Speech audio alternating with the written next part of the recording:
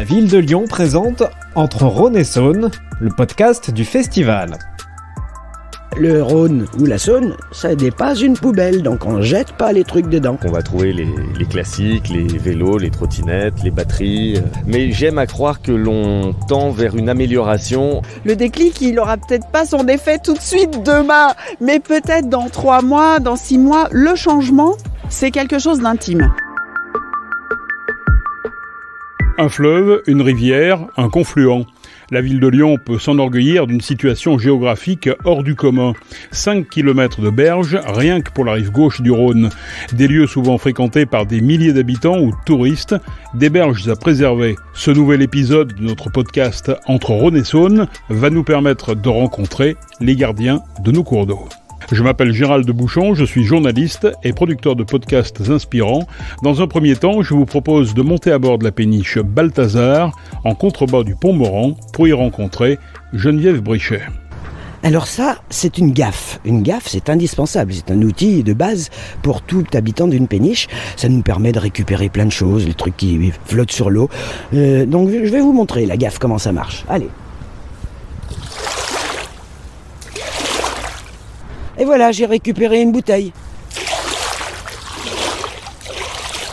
Alors, je suis Geneviève Brichet, je suis co-présidente du collectif Les Péniches de Lyon qui regroupe à peu près 70-80 péniches entre Rhône et Saône à Lyon. Notre slogan, collectif Les Péniches de Lyon, c'est dire prendre soin de l'eau qui nous accueille. Il se trouve que je fume. Je jette jamais mes mégots dans l'eau, bien entendu. Lorsqu'on fait une lessive, on prend de la lessive biodégradable. Et puis, on essaye de sensibiliser les gens au fait que le Rhône ou la Saône, ça n'est pas une poubelle. Donc, on jette pas les trucs dedans. C'est pour ça, d'ailleurs, que nous faisons ces opérations chaque année, qu'on a appelé les coups de balai dans l'eau. Quand on sort plusieurs tonnes de déchets du Rhône, tout d'un coup, les gens se rendent compte que mais il faut pas jeter nos poubelles dans le Rhône. Bien entendu. Alors chacun a son rôle. Les plongeurs plongent et récupèrent les déchets qui sont au fond, en général lourds. Nous, les habitants des péniches, avec nos petits bateaux qu'on appelle des annexes, on récupère ce que les plongeurs ont sorti de l'eau, on les amène sur la berge,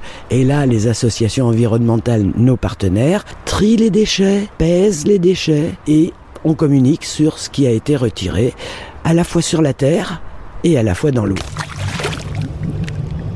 J'adore cet endroit, on se trouve en fait à la confluence. La confluence qui est emblématique de notre ville de Lyon, à la confluence du Rhône, qui est le deuxième affluent de la Méditerranée après le Nil. Et puis la Saône, cette rivière paisible qui vient se jeter dans ce torrent alpin qu'est le Rhône. Lionel Rare, président d'Odysseus 3.1, association dédiée à la préservation de la nature. On sait que le Rhône, à chaque fois qu'il traverse une ville, est malheureusement rempli par endroits de macro-déchets qui proviennent des incivilités. Donc on va trouver les classiques, les vélos, les trottinettes, les batteries, etc. Et puis un petit peu plus loin, il peut se charger de pesticides et il peut également se charger là, de rejets industriels. Donc la notion de propreté du Rhône est toute subjective, mais j'aime à croire que l'on tend vers une amélioration avec notamment des mesures qui sont effectuées régulièrement et une vraie volonté politique et citoyenne de redonner de la pureté à ce fleuve. On réalise ces opérations de nettoyage depuis 5 ans maintenant. On définit une zone que l'on cartographie et puis on met en place des équipes de scaphandriers professionnels mais qui travaillent bénévolement en eau et une équipe de sécurité en terre et on remonte les macro-déchets. On peut trouver également quelques voitures qui proviennent de vols ou d'arnaques à l'assurance. Si les déchets sont trop lourds ou trop importants, on utilise ce que l'on appelle en plongée des parachutes de relevage que l'on gonfle. C'est-à-dire que l'on accroche ce parachute au macro-déchet et avec l'air qu'il contient, il va pouvoir tirer jusqu'à la surface le macro-déchet repéré. Voilà, nous on se sert de parachute pour monter en plongée. Non seulement on est actif sous l'eau en agissant concrètement à rendre plus propres ces espaces aquatiques et puis également nous intervenons dans les écoles sur des thématiques qui sont le cycle de l'eau, la gestion des déchets. Alors c'est toujours un petit peu particulier puisqu'on s'adresse à un public très jeune et on leur parle d'une situation dont ils ne sont absolument pas responsables, avec parfois un petit peu de honte, Gérald, pour leur montrer le fruit de ce qui est fait par leurs aînés, mais avec une vraie volonté de les sensibiliser parce que c'est eux qui seront les décisionnaires de demain. Et je crois en fait que par ricochet, on peut toucher les adultes en touchant et sensibilisant les enfants. Alors moi je m'appelle Saphir. Moi c'est Manoir I. On vient pour récupérer les déchets. Alors on a trouvé plein de trucs, des trousses de maquillage entières, des bouteilles énormes qui traînent partout, plein de mégots de cigarettes. On a ces pinces, des énormes pinces pour ramasser les déchets et des gants. Et puis après on y va, faut pas avoir peur de se salir quand même dans ce genre de choses. Nous on s'amuse beaucoup. On chante pendant qu'on ramasse les déchets, enfin voilà, qu'on s'amuse. Il y a une certaine satisfaction quand on ramasse, sans se dire après c'est propre. Les opérations de nettoyage du Rhône ou de la Saône voient la participation de nombreuses associations.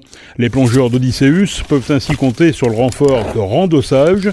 Les équipes de cette association affichent leur envie d'agir et même un certain bonheur à se mobiliser pour la nature. Corinne Charvin, je suis coordinatrice au sein de l'association Randosage. Randosage, ça veut dire randonnée et ramassage. On a un concept ludique et artistique, donc on aime bien ramasser les déchets et les valoriser ensuite en faisant des œuvres éphémères, du land art en fait, mais avec du déchet. Alors là, par exemple, sous nos yeux, on a une artiste plasticienne qui est en train de réaliser un poisson qui sort de l'eau. On a fait des grandes toiles d'araignées avec des araignées géantes pour des ramassages au moment d'Halloween. Il n'y a pas de limite en fait à la création. Moi, j'aime bien mélanger toutes les origines sociales. J'aime bien mélanger les âges. On a aussi beaucoup de personnes en fauteuil roulant ou porteuses de handicap. L'idée, c'était de faire des petits déclics en disant prenez soin de vous. Comment vous consommez? Qu'est-ce que vous consommez? Est-ce que vous êtes vraiment en phase avec vos valeurs? Est-ce que vous n'êtes pas pris dans le rythme du quotidien? On n'arrive plus à réfléchir au sens des fois qu'on a dans notre vie, quoi. Une bouteille plastique, on s'accorde pour dire que ça met à peu près 500 ans. Après, il y a le briquet, 1000 ans. La canette en alu, 100 ans. Le papier journal, c'est 1 an. Le papier de bonbons, c'est 5 ans. On insiste souvent sur les mégots. Typiquement, les mégots se retrouvent au pied des arbres. Et ça, c'est des gestes un peu automatiques. En fait, les personnes n'y pensent plus. Le changement, c'est quelque chose d'intime. Quand on a décidé de changer, déjà, c'est qu'on a pris le temps de réfléchir à comment on vit. Tout ça, ça prend du temps et on ne peut pas demander aux gens de changer en claquant des doigts. Par contre, nous, c'est génial parce qu'en attendant, on s'amuse beaucoup. Et du coup, c'est bien de partager des moments heureux et conviviaux comme ça, quoi. C'est chouette. Mobiliser des énergies, c'est bien, mais agir pour que la situation s'améliore, c'est encore mieux. Le coup de balai dans l'eau voit aussi la participation des chercheurs de l'association ISA. Une de leurs missions, résoudre les enjeux de coexistence entre l'homme et la faune sauvage. Alors bonjour, je suis Gaëlle Darmon. Je suis chercheuse écologue à mon compte. Je travaille sur les interactions homme-nature et en particulier sur l'impact des déchets sur l'environnement. 98% des déchets en fait restent bloqués bien en amont, bien avant d'atteindre la mer. Donc des villes et surtout des villes très denses comme Lyon, évidemment, l'impact est majeur. C'est vrai déjà pour ce qui va se passer en mer, mais déjà pour ce qui se passe ici. Agir dès Lyon ou en amont, c'est très important. J'étudie l'ingestion de microplastiques chez les poissons avec ISA et avec des laboratoires de recherche. Et je travaille avec le Grand Lyon justement sur comment trouver des solutions. Et donc Lyon et des communes limitrophes, Fontaine-sur-Saône, Rieux, etc., travaillent justement sur des actions concrètes de rétention et de sensibilisation. Le fait d'aller collecter des déchets, non seulement ça nettoie l'environnement, et en plus ça donne une information. Cette information, on la retranscrit justement en action possible. Le fait de savoir, si, par exemple, si ce sont des mégots ou si c'est des déchets issus de la restauration, ça va pas donner la même cible d'action. Le coup de balai dans l'eau est programmé le samedi 1er juillet de 9h à midi dans le cadre du festival Entre Rhône et Saône. Rendez-vous sur les berges au niveau de la Guillotière. Si ce podcast vous a inspiré, partagez-le avec vos amis, vos collaborateurs, vos voisins. On ne sera jamais assez nombreux pour être bienveillants vis-à-vis de la nature. C'était Entre Rhône et Saône, le podcast du festival avec la ville de Lyon.